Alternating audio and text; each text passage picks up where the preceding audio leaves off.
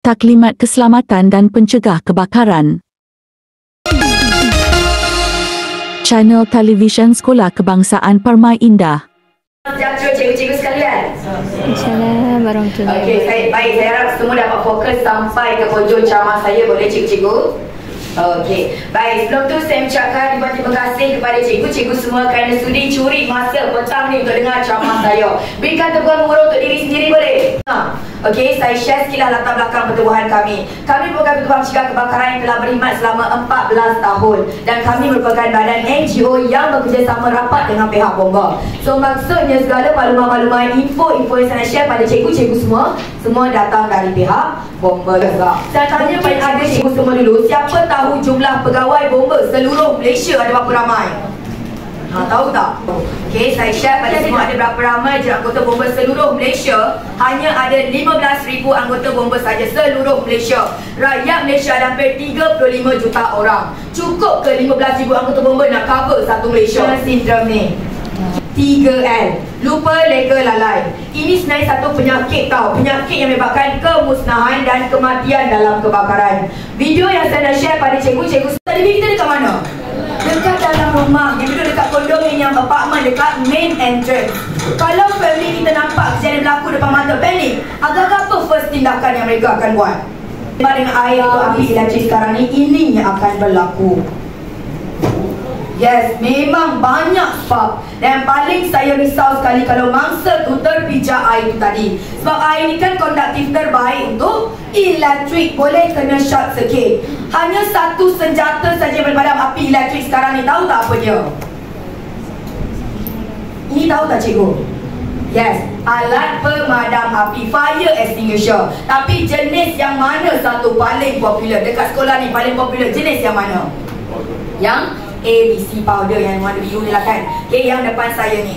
Okay, kenapa ABC powder paling popular? Sebab dia multi purpose. Apa maksud multi purpose? Dia banyak api boleh padam. Okay, cikgu yang api gas step by step. Tapi cikgu yang tekan betul-betul pula. Bagi tahu je. Okey. Okey, buat macam ni. Okey, tengok. Cabut ni. Cabut ni. Jorok kat bawah. Jorok kat bawah. Api yang pergi bawah. Cikgu api kat depan je tu. Nak padam kat mana? Nak kasi bocik batu pula. Padam ke arah? Padam ke arah api dah kan? Tengok api cinta tu. Api cinta kan? Dia akan kulit sekali je. Ini nak tapi apa-apa cabut safety. Yes, betul. Betul. Okey, baik. Bagi tepuk tangan untuk Cikgu Api boleh?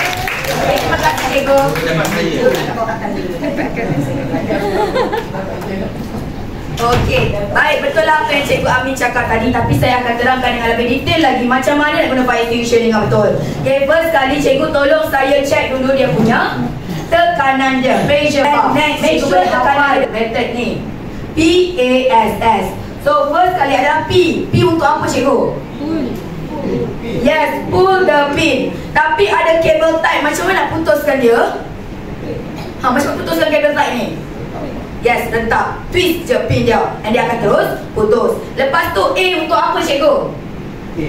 Aim at the base. Make sure hose ni cikgu nak pegang dekat mana tau. Cikgu make sure pegang dekat hujung ni. Jangan pegang dekat sini sebab takut kena mata kawan kita. And then S ni untuk apa cikgu? Yes, squeeze the handle. Tekan je sampai habis. Lepas tu last kali S. Settle pula kan cikgu. Sweep from side to side. Okay, nak padam. Yes, sweep. Okay, nak padam dari mana? Contohlah projektor depan ni terbakar kan. Nak padam dari mana? Dari bawah ke dari atas?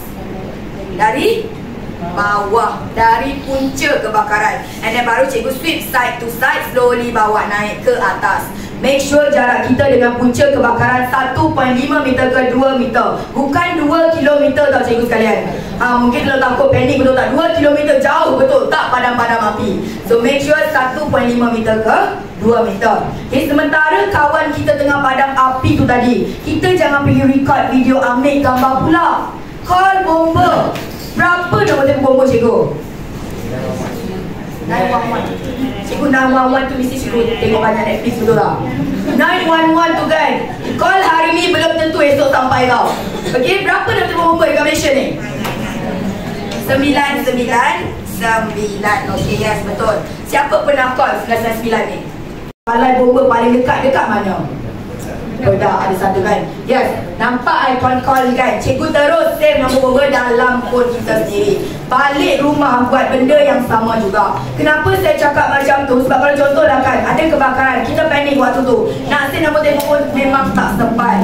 So boleh terus save siap-siap nombor bomba dalam phone kita. Tolong saya share dengan kawan-kawan, dengan family-family cara ni, boleh tak? Sebab tak ramai tahu cara ni. Biasa mereka call yang 999, lambat. Proses ni lagi cepat. Okey, nak ambil gambar pun boleh. And nak lagi bagus, dekat postcard depan tu terus tampal nombor bomba yang paling dekat dengan kita waktu tu. Boleh cikgu-cikgu sekalian? Okey, baik, next chapter. Kita tahu kalau bangunan ni terbakar, kita sempat lagi untuk selamatkan diri, sempat lagi untuk kita call dengan bomba. Tapi tahu tak, ada satu tempat ni kalau terbakar, kita tak sempat nak selamatkan diri, tak sempat untuk call dengan bomba sekalipun. Tahu tak dekat mana? Sama cikgu? Tahu tak? Yes, dekat kereta. Banyak tak dengar kes kereta terbakar sekarang dekat Malaysia? Dulu tak banyak kes kereta terbakar, tapi sekarang memang sangat banyak. Tak kisahlah brand kereta apa pun, canggih ke biasa ke, kalau berlaku kes macam ni, memang kita tak sempat nak selamatkan diri, tak sempat untuk call dengan bomba sekalipun. Cikgu-cikgu sekalian, saya nak share satu kes ni. Ada seorang bayi yang terperangkap dalam kereta terbakar. Ibu dengan ayah dia mampu tunggu dekat luar, tunggu bomba sampai untuk selamatkan anak dia saja. Dan lagi satu kes, ada seorang lelaki yang sangat baik. Dia tolong mangsa kebakaran dalam kereta 7 anggota keluarga. Semua terselamat, tapi akhirnya dia yang terkorban.